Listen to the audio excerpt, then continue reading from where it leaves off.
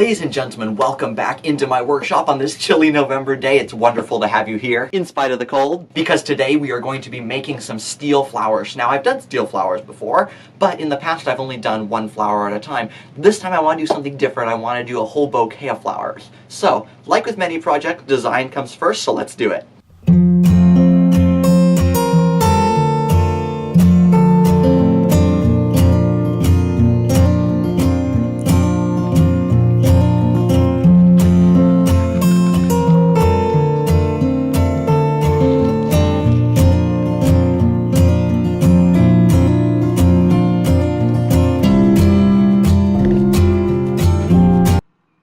So friends, I walk out to work on this, and I find my workbench looking like this. That's because I have been working on this. You might see something about that in a future video, but for now, I have to clean up my workbench. Usually I clean up at the end, but this time I have to clean up at the start.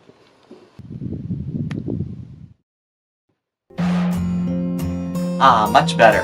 Now that we have a clean workshop, I can trace our patterns onto this sheet of stainless steel. This is not galvanized steel. This is actually stainless steel. You're probably wondering why I'm using stainless. Well, right now I don't have regular steel in that exact thickness, so I'm going to use stainless.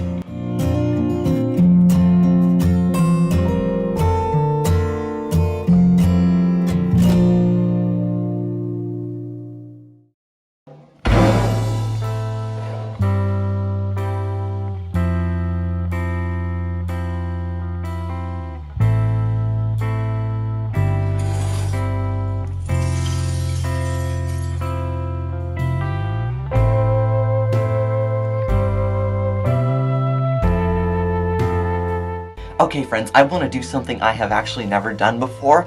I want to try taking, instead of drilling the holes for the center of these things, I want to take a center punch and try just driving it through the center, because I think on the back side, where it punches through, it will bend that metal down, and then when we stack these up, I think it'll give more of a three-dimensional appearance to it. I don't know. Let's try it.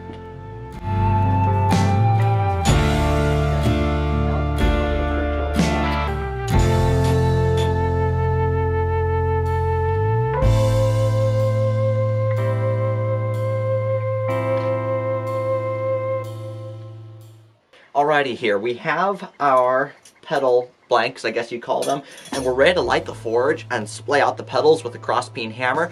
But here I've drawn a bigger version of what one of these petals are, and I'll show you how we'll... Why don't you just take a closer look? So here's the oversized petal that I've drawn, and we're pretty much, like, by looking at it, gonna split it up the middle, and with a cross-peen hammer, we will end up hitting on the two sides separately, as opposed to hitting all the way across. We're going to start in the middle and put our hammer marks with the cross peen going out to one side, and then we'll come back to the middle and put our hammer marks going out to the other side. That will hopefully widen out our petals like this. Well, there won't be a point. Why did I draw that? There we go. It will widen out our petals like that and hopefully keep them somewhat symmetrical. So you just heard me use the word symmetrical. You're probably saying, hey Kenton, why are you so worried about it being symmetrical? You didn't even draw the patterns perfectly symmetrical, much less cut the blanks perfectly symmetrical. Right. They're not perfectly symmetrical. What I was saying there was just, I want it to be close enough to symmetrical that it looks nice. I don't mind there being a little bit of character in it. It's handmade. I just don't want the petals to be lopsided on one side. If I started my hammer blows on this side and went all the way to this side, one side of the petal would be pushed much more. I just want it to be symmetrical enough to look nice, that's all. Alrighty friends, I know I just said that we're going to go out to the forge and light the forge to draw out the petals, or spread out the petals, but I'm going to change my mind because looking outside, it's kind of wet and rainy. So actually we're going to come back to our sheet stock here, and with our patterns I'm going to go ahead and trace, cut out, and punch the blanks for the other flowers that we're going to make for the bouquet.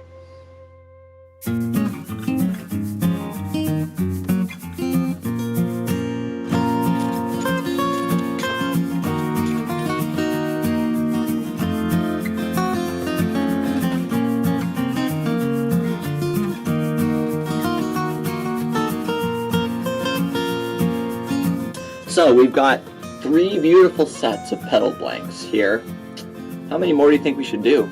Probably at least 2, right? Yeah.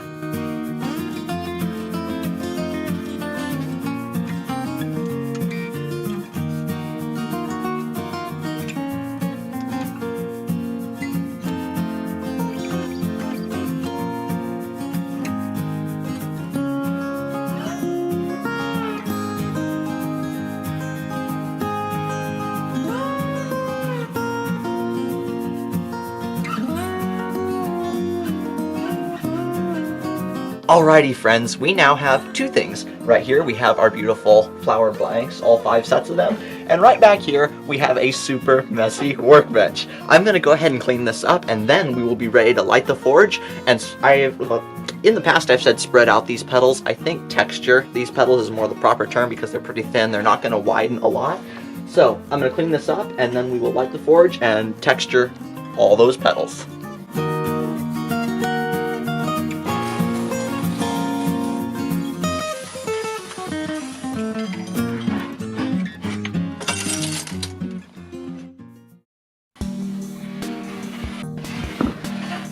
I'm sure some of you watching this have actually been here in my shop with me and made things, like some dear friends of mine who were here just not that long ago. We made a carambit.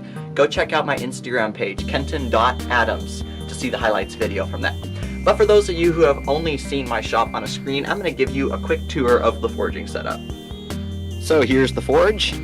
This is where the fire is built. This is the fire pot, and there's some coal around here from my last fire.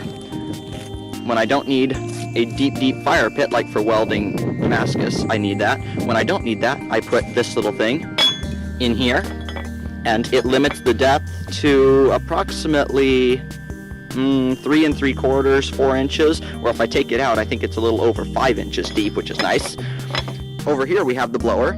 This is a Champion brand blower, and it essentially is a hand crank fan that spins around, and it blows air down this tube into the tweeter pipe, and that is what then blows the air out this part. Whoop, camera strap getting in the way. That is then what blows the air out of here and makes the fire hot. Right over here we have my anvil. This is a 90-pound hay-budden anvil. I haven't had it very long, a few months or so, and it has a beautiful face on it. It is in nearly perfect condition. A few small chips that were there before I had it, but it's in beautiful condition. And right here I have a few blacksmithing tongs that I use for holding metal. This right here is my favorite hammer. It is a 2.5-pound ball peen, and this right here is the pair of tongs we will be using most likely to hold the flower blanks.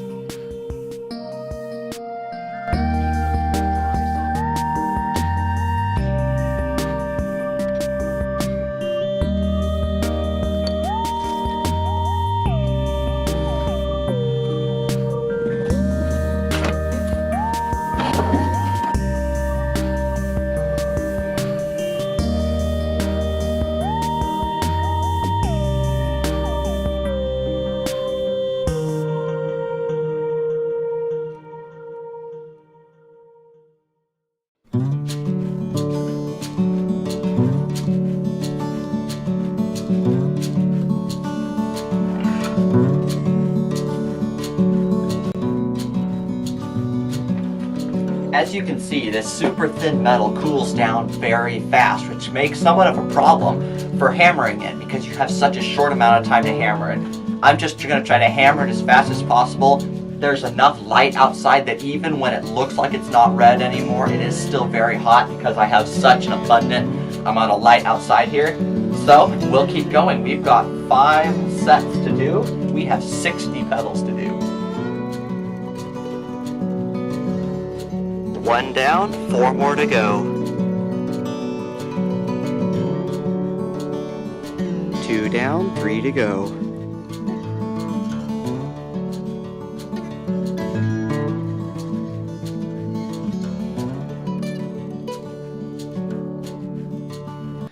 So friends, I just made a major mistake. I left this thing in the fire too long, and if you look right there, I burnt the edge off the petal. I now have to go make 1 more of this size of blank, and then we will continue.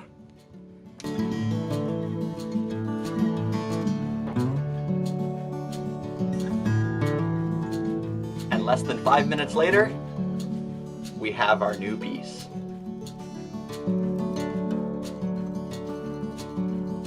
Five down, 0 to go.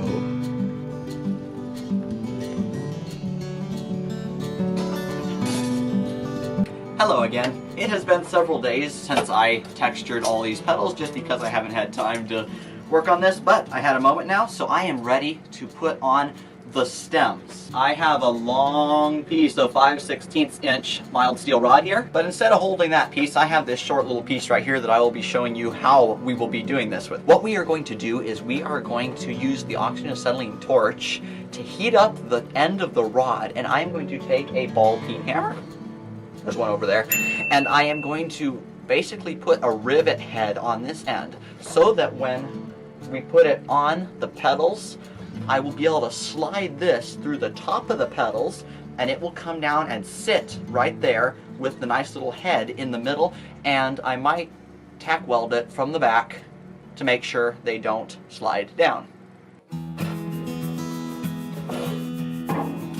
I'm going to be using my grizzly bandsaw to cut this long 5/16 inch rod. I'll be cutting off 5 16-inch pieces. I should probably say why I chose 5/16 inch rod for the stems. I took a 5/16 inch drill bit and it almost perfectly slides through these holes in the middle of there. So because it's kind of rough, I am going to take a cordless drill and we are going to go ahead and clean out those holes so that the bar slides on smoothly.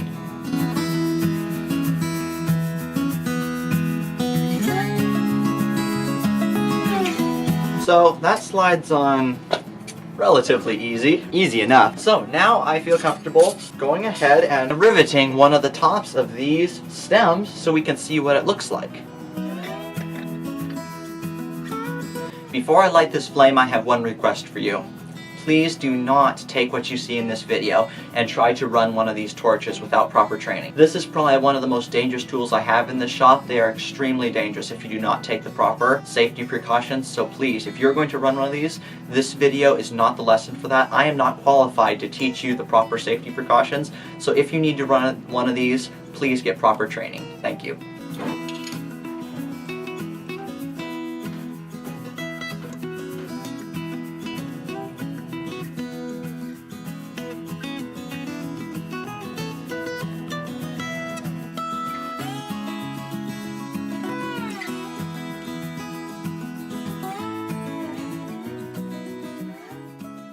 So we now have the petals tack welded to the stem so they will not shift down at all. You'll remember I started this video in November. Now it is currently December 17th. Thank you so much for coming along on part 1 of making the steel bouquet. It's been so fun. We now have the heads done, welded to or tack welded to the stems. On part 2, we will work on the leaves, the vase, and such, unless there's a part 3. But for now, I'm going to say goodbye. It has been wonderful having you along, and until next time, forge on.